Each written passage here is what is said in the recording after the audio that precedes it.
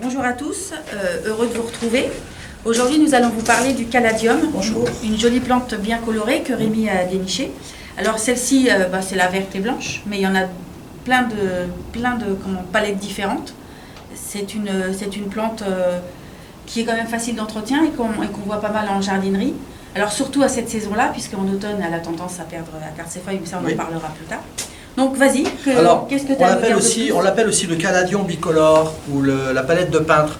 Tout simplement parce que justement, comme tu parlais de couleurs, c'est une plante qui va nous offrir des gammes de couleurs. Ouais. Bon là, celle-ci, en l'occurrence, c'est la variété Summer Breeze. Elle est plutôt assez claire, assez blanc crème comme ça, avec des petites couleurs, des nuances de couleurs rouges comme ça au niveau des nervures qui vont apparaître. C'est pas la plus colorée de tous les caladiums, mais en tout cas, c'est sûr, c'est une variété qui sera relativement robuste, assez facile d'entretien par rapport à certaines autres variétés. D'accord. Alors, on l'appelle aussi le caladium, je l'ai dit ? Oui, caladium bicolore. Moi, je l'ai déjà dit, bon, je me répète. C'est pas grave. Voilà. Alors, c'est vrai que ça me ferait presque penser un petit peu au feuillage du syngonium. Oui. Hein, mais voilà, rien à voir avec le syngonium. Même si c'est une plante de la même famille, puisque c'est de la famille des Aracées. Et le caladium est originaire des forêts tropicales du Brésil. Amérique du Sud, Amérique centrale. Hein, mais le Brésil, voilà, ça c'est vraiment la plante qu'on voit très couramment. Et ces tiges, elles sont aussi colorées. Les tiges peuvent être colorées. Alors là, c'est une variété qui va pousser comme ça à 60 cm de hauteur grand maximum. Mais il y a des variétés de caladium qui peuvent monter jusqu'à 1 mètre de hauteur. Alors de toute manière, il existe une quinzaine. Alors, il existe une quinzaine d'espèces et il y a plus de 1000 variétés existantes. Oh, c'est vraiment très c'est vaste. Voilà. Alors, qui dit forêt tropicale, dit chaleur et humidité. Et là, c'est indispensable. C'est vraiment la recette pour bien conserver son caladium. C'est de tenir compte qu'il va falloir avoir une terre fraîche, ce qui ne veut pas dire trempée, mais toujours une terre fraîche et surtout, vaporiser régulièrement, très régulièrement. Alors vaporiser plutôt avec de l'eau de pluie ? De l'eau de pluie, surtout pas de l'eau calcaire. De l'eau de pluie, c'est vraiment ce que l'on préconise. Hein. Et une eau à température ambiante. En plus. Hein. Allez, quand même. Voilà. Alors, cette plante demande aussi de la chaleur. Et du coup, ce qui veut dire qu'il faut l'avoir absolument à 20 degrés. Ça peut aller jusqu'à 24 degrés. Oui. Voilà. Idéalement, c'est de l'avoir toujours vraiment à la chaleur. Donc elle n'est pas difficile à entretenir, mais elle est quand même... Elle est un petit peu capricieuse. Elle aime qu'on s'occupe d'elle. Hein, c'est surtout ça. Voilà. Donc là, on va peut-être penser au rempotage. Oui. Même si la période de rempotage idéale, ça reste quand même le printemps. Le printemps. Bon, là, on est au mois d'août. Voilà. Alors, on n'a pas la chaleur de fond, on a plutôt une température du mois d'octobre. Hein. C'est vrai que là, on n'a pas du tout de luminosité. C'est vrai que cette année, là, on n'a pas un mois d'août bien chaud. Alors, bon, ça fait rien, elle pousse quand même. Voilà.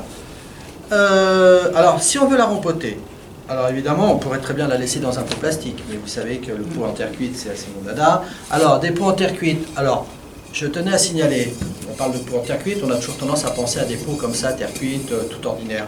Mais il existe dans le commerce maintenant une gamme de pots quand même plus esthétique, hein, soit dans la forme comme ça traditionnelle, ou soit après dans des formes un petit peu plus je suppose qu'il y a d'autres couleurs. Il y a d'autres couleurs, voilà, hein, pensez bien que le pot en terre cuite, ça ne va pas être forcément un pot comme ça, mais ça peut être de très jolis pots qui sont en terre cuite. Et en plus, on peut trouver les soucoupes qui vont avec. Hein, voilà.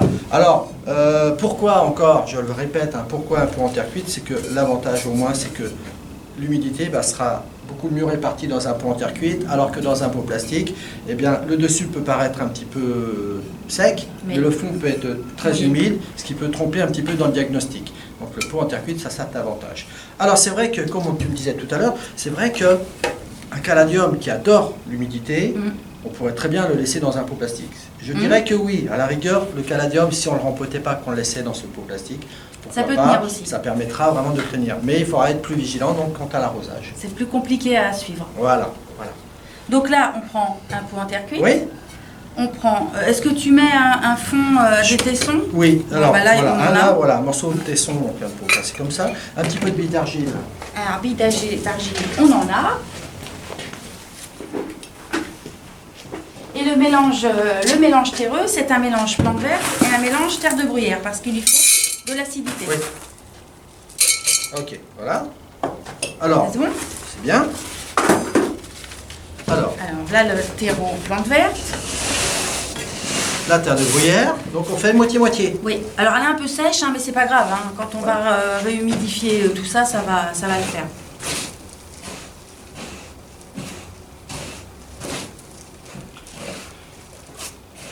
Ok. Donc on prend un pot légèrement plus gros que le pot initial. On la noie pas dans une barrique. Hein. Voilà. Elle avait aussi des billes d'argile dans son pot initial. Oui. Voilà. Hop, tiens, je vais te laisser la tenir. Oui, voilà. Vas-y, mets la terre, mets la terre. Alors on borne bien, hein, c'est-à-dire qu'on ne laisse pas de trou d'air entre la motte qui est déposée et les bords du pot. C'est jamais vu. Voilà. Ok.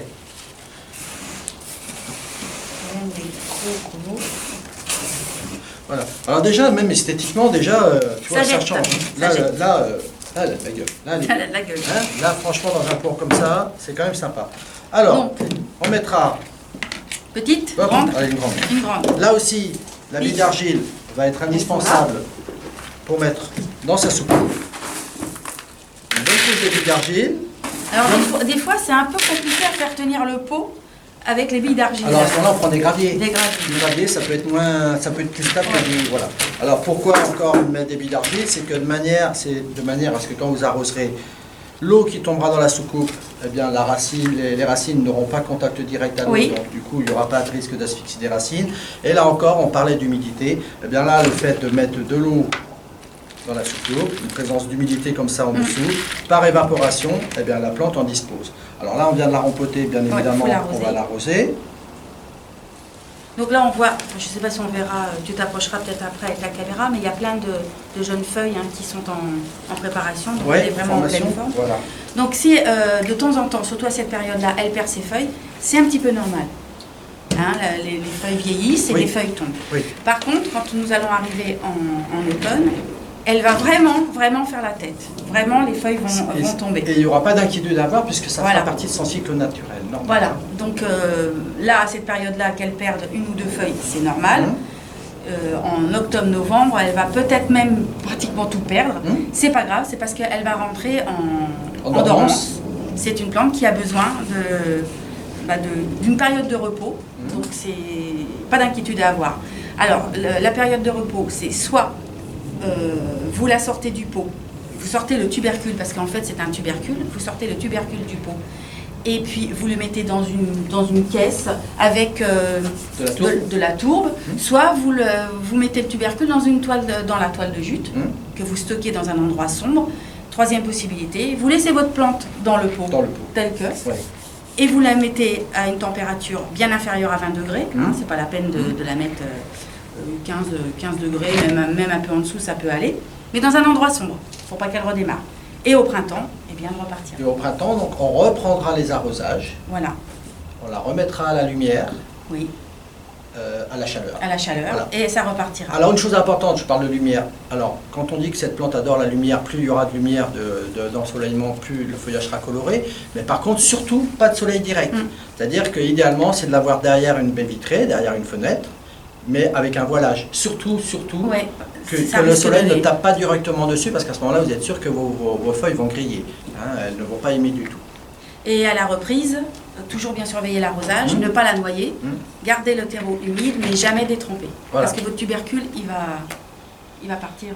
Et puis si vous l'avez fait, lui avez fait passer l'hiver dans un sac de jute, eh bien vous reprenez le tubercule et vous le replantez au printemps. Voilà. Bien, alors, on a fait, un autre petit détail. Bien évidemment, cette plante peut fleurir aussi. Mais la fleur, elle est quand même insignifiante. hein, ça va donner une fleur avec une spate, un peu comme si ça voulait être une fleur de spathiphyllum ou d'anthurium. Ouais. Mais franchement, pas joli du tout. Donc, aucun intérêt. Et je dirais même que vous l'enlevez. C'est-à-dire que si vous avez une inflorescence qui commence à se former, c'est pas la peine de laisser votre plante s'épuiser à vouloir fleurir. Nous, ce qu'on veut, c'est de l'avoir jolie avec son beau feuillage. Donc, coupez cette inflorescence, ne la laissez pas monter.